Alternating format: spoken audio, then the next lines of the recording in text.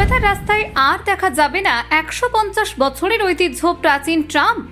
হাইকোর্টের নির্দেশকে বুড়ো আঙুল। এবার শহর থেকে ট্রাম তুলে দেওয়ার চেষ্টা চলছে। ট্রাম লাইনে পিচ। হাইকোর্টের নির্দেশকে কি তবে বুড়ো আঙুল দেখাচ্ছে প্রশাসন?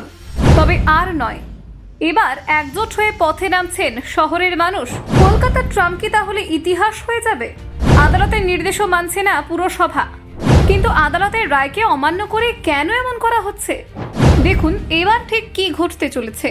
কলকাতার রাস্তায় ট্রামের টুংটাং শব্দ আজও শহরের কানে কানে গল্প বলে যায়। 150 বছরের পুরনো এই যান্ত্রিক বন্ধুটি কেবল পরিবহন নয়, বরং কলকাতার সংস্কৃতির এক জীবন্ত চিহ্ন। তবু সময়ের সঙ্গে সঙ্গে যেন ট্রাম পিছিয়ে পড়েছে প্রশাসনের মনোযোগ থেকে। এর রুট সংকুচিত হয়েছে, বন্ধ হয়ে গিয়েছে একাধিক পরিষেবা এবং সর্বশেষে উঠে এসেছে এক প্রশ্ন: এই ঐতিহ্যবাহী পরিবহন ব্যবস্থা কি আদৌ টিকে থাকবে? বিগত কয়েক বছর ধরে শহরের নানান প্রান্ত থেকে অভিযোগ আসছে, রাতের অন্ধকারে ট্রাম লাইনের ওপরে পিচ ঢেলে দেওয়া হচ্ছে। কিছু কিছু ক্ষেত্রে গোটা ট্রাম পথ বুজিয়ে দেওয়া হচ্ছে। অথচ কলকাতা হাইকোর্টের সাফ নির্দেশ ছিল, শহরের ট্রাম লাইনে কোনো অবস্থাতেই পিচ ঢালা যাবে না। যদি কোথাও তা হয়ে থাকে তাহলে তা অবিলম্বে সেই পিচ তুলে ফের লাইনের পুরনো রূপ ফিরিয়ে আনতে হবে। এই নির্দেশের পরে বহু স্থানে সেই নির্দেশ অমান্য করে পিচ ঢালার ঘটনা ঘটেছে।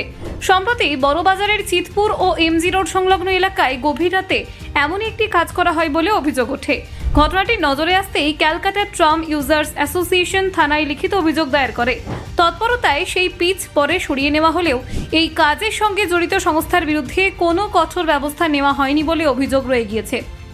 এই ধরনের কাজের পেছনে যে উদ্দেশ্য রয়েছে তা স্পষ্ট করে বুঝিয়ে দিচ্ছেন ট্রাম প্রেমীরা।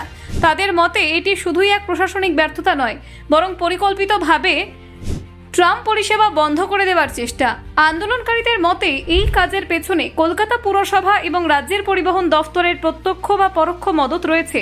এই পরিস্থিতিতে ট্রাম প্রেমী সংগঠনগুলি সিদ্ধান্ত নিয়েছে, তারা আগামী 1 আগস্ট কলকাতা পুরসভার সামনে অবস্থান বিক্ষোভে বসবে। তাদের দাবি, এই অনিয়মের বিরুদ্ধে কেবল প্রতিবাদ নয়, প্রয়োজনে আইনগত পদক্ষেপও নেওয়া হবে। এর আগে যখন বিভিন্ন রুটে ট্রাম বন্ধ করে দেওয়া হচ্ছিল এবং ট্র্যাক তুলে জায়গা পিচ দিয়ে বুঝিয়ে দেওয়া হচ্ছিল, তখন কলকাতা হাইকোর্ট তাতে হস্তক্ষেপ করে নির্দেশ দিয়েছিল, ঐতিহ্য রক্ষার স্বার্থে এমন কাজ বন্ধ করতে হবে। হাইকোর্টের প্রধান বিচারপতি এক রায়ে স্পষ্টভাবে বলেছিলেন, ট্রাম কেবল শহরের চলাচলের অংশ নয়, এটি বাংলার ঐতিহ্য। সেই ঐতিহ্যকে ধ্বংস করা হলে রাজ্য সরকার নিজের দায়িত্ব থেকে অব্যাহতি নিতে পারে না, বরং আদালত সরকারের ওপর স্পষ্ট দায়িত্ব দিয়েছে, ট্রামকে রক্ষা করতে হবে এবং তার অবকাঠামো পুনরুজ্জীবনের পথে এগোতে হবে। এই আদেশের পেছনে যুক্তি রয়েছে, ট্রাম এমন একমাত্র গণপরিবহন যা বিদ্যুৎ চালিত, নিঃশব্দ এবং পরিবেশ বান্ধব। আজকের দূষিত শহর কলকাতায় যেখানে বাস ও প্রাইভেট গাড়ি ধোঁয়া ছড়াচ্ছে, সেখানে ট্রাম এক নিঃশব্দ, নির্গমবিহীন বিকল্প। Bureau report, news prime Times.